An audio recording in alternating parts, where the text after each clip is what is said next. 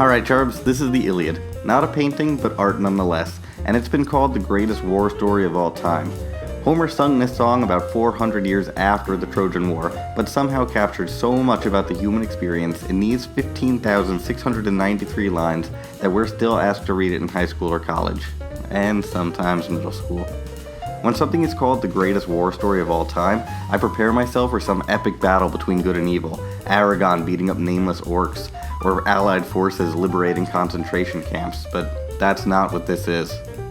The classic Greek heroes that I've heard of and that I'm expecting to gain my uncompromised support, like Odysseus, Ajax, or Achilles, they're constantly arguing with each other, and their opposition, the Trojans, do not behave like orcs. Hector, the military leader of the Trojans, for example, has a touching scene with his wife and child voicing his hope that his son will one day be greater than him.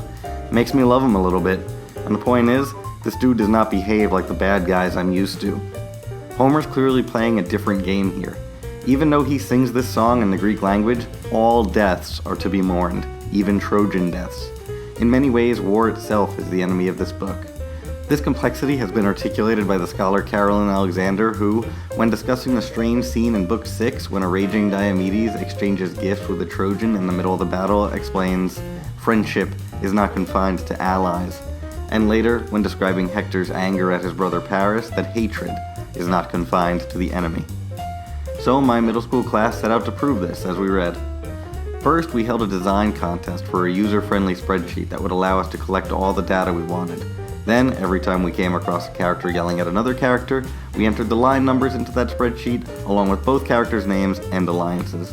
When we finally finished, we had 111 instances of anger. We then loaded that spreadsheet onto a website that would allow us to create clear visualizations of the data, and we made these.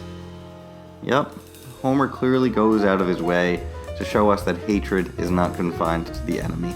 Carolyn Alexander wasn't making stuff up. Look how much bigger that allies line is. Every demographic, Achaeans, Trojans, and gods, they all rage at each other more than at others.